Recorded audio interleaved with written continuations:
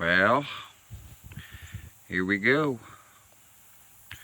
First thing I wanted to say is I appreciate anybody that does watch these. I don't have all the fancy graphics or music, but I just like talking about things that interest me too. And like I said, why not do it in this simple outdoor country setting? You know, works for me. Maybe some graphics and music will come soon enough, but until then, today I wanted to talk about, well, a few things. The first thing I want to talk about is something that I made videos for. I think it's been going on 3 years that I started talking about and pushing things, so it's 13 Fanboy.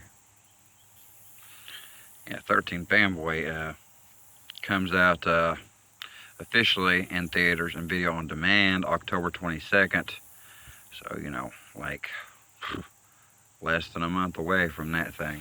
And the thing about that is I helped to heavily promote that all over social media and via emails and reaching out to people in Messenger. And it was one of the first movies I really helped promote, at least on that scale. Every now and then someone was like, "Can you share this?" And I'm like, "Yeah." I didn't realize how much I'd end up liking it until 13 Fanboy. But October 22nd, I think you're going to see some magic. I think horror magic's going to happen, kind of a lightning in the bottle situation. I think Deborah Voorhees, from everything I know, from production forward till the trailer released this last Friday, the 24th, I think it is going to be magic. Deborah Voorhees is the director, writer. You know, our partner helped her, Paul, I can't remember his name exactly. I always dealt with Deborah on my end of sharing, but I think Debbie Sue Voorhees has definitely hit the mark here for fans of horror. I mean, think about it. Someone who was treated very wrong as a kid and only had his Friday the 13th kind of Halloween movies to watch in his basement, the basement in which he was locked in. Well, looks like he grew to more than love some of those stars of the franchise, and now he stalks them in real life. I mean, that is scary.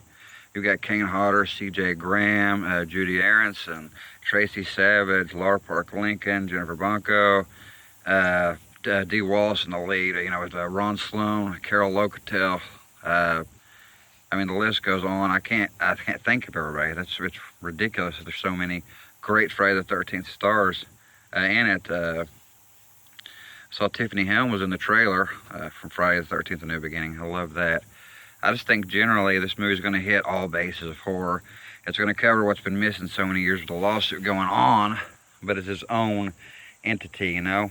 It's kind of a fan love letter to the franchise itself, Friday the 13th, but it's its own new entity, and I think it's going to take off, and I think it's going to be a big hit. So remember, October 22nd, check your theaters and check video on demand if it's not there, and check out what the 3-year almost hype and buildup has been about. You can look down my list, and I'm going to try to connect the trailer in the list, but otherwise, it's online everywhere. You can check out Deborah Voorhees' Sheer Horror Group to see the trailer for sure, or my personal Facebook page. Also, it's on YouTube here, so check it out. I think it's going to be one heck of a movie, and I know since day one, just talking with Deborah about it, and how we created that team of promoters, a lot of those people went on that are my friends to act and have parts in it. I think it's going to be so worth it. I think horror fans are going to really, really, get something special this time around. So, as I walk away from the spooky cabin that we have called home for a little while now, and back out into the yard where it's nice and quiet behind me, it takes me to another place. You want to know where? That place is actually Roberts Grove, the fictional town in East Tennessee that I created to reflect how it felt around Halloween when I was a kid in my early teens. It Takes place in 1993, right? My first book, A Bloody Halloween. Well, I finished up the sequel. Now, hold on. It's going to be a little while before I get it out because, of course, my laptop crashed. As a lot of people know that know me, I hand write literally all my stories at first and then type them up. And that's my first edit, as I do that. And then I go through and re-edit and re-edit. Sometimes on upload, it seems to misplace a word here and there, but that's just something I can't help. I just try again and again, and they still say they're on top of it to fix whatever that problem is with a few people. It's happened to a few people. But anyway, A Bloody Halloween 2 is finished. Generally what I have written, except for in two spaces where I thought I got a little out of control with some graphicness. It is how it is. It's how it's going to stay. The first one was really popular, I think, with people that did read it and actually like it. As a small thing, maybe it won't be nothing that'll be remembered forever, but I think people that read it will remember it, especially with the sequel coming. And I was trying to push so hard to get Bobby High's script out there. He wrote for the first book. Again, for book 2, Shelley Chamberlain, my friend, did the cover art. I'll be showing that soon once I get it typed up and published. I think you're gonna like it. It captures the kind of spirit of the first cover with the kind of the art and the style she did with the paint. I love it. I've got another book I've also finished. It's a drama coming of age with a little bit of a thriller twist here and there in it. But it's kind of in your face. It's really intense. And this comes from things that I've seen at other households growing up or experienced myself, but of course pushed to the very limit.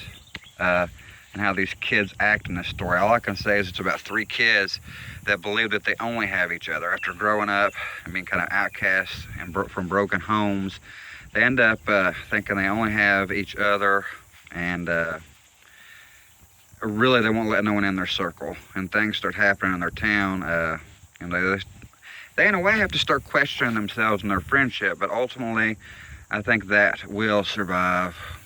You know, I can't give it away, but you know what I'm saying? Bad things are happening in the town. I mean, there's a serial killer on the loose. People are still out of control and treating them bad, and you know, things just break out. It's a little crazy. It's a short, simple book, like A Bloody Halloween, A Bloody Halloween 2, more like a novella. But you know, I'm really blessed, I think, with these stories. I hope Debbie Sue Voorhees does her book. I sent in 2 short stories. I think she accepted them both. One about ghosts, one about angels, kind of a situation like that, story-wise. But I think they're going to be really good. But back to A Bloody Halloween, going to the first one, again, as I announced, Troy Elke, my good friend in the horror community, everybody's friend, a very talented guy. His voice work and video work are incredible. I think he's going to go places, like so many of them are that I know. But Troy has agreed to do the audiobook of A Bloody Halloween. I hope he'll do the second one. Because as soon as I get me a laptop, I don't care if I have to rent one, I'm going to type it up and get it out there for you all. But this one's a little different. Whereas the first one mostly stayed on with Scott telling his side of the story, the second one is going to split up and go between the killer and things he's doing to Scott and his girlfriend Betty again. It's a little different. They go to a camp this time. They set it up for a fall retreat. You know, the town wants to get back to normal. It's 2 years later in 1995. An incident did occur in 94 between books 1 and 2, which you will see in the opening and hear about all throughout book 2. But yeah, the town's not quite the same. So Scott and Betty are like, you know, let's not do the trick-or-treating thing. Let's offer some of the kids here in Roberts Grove something a little different, a fall getaway per se. And that's where a lot of book 2 ends up taking place at. I mean, I still have shots that's around the town for over the first half of it. There's some memories, some trips to some places that were in the first book. But then the last third of the book, you know, is back at the camp. And of course, things go terribly wrong on Halloween again.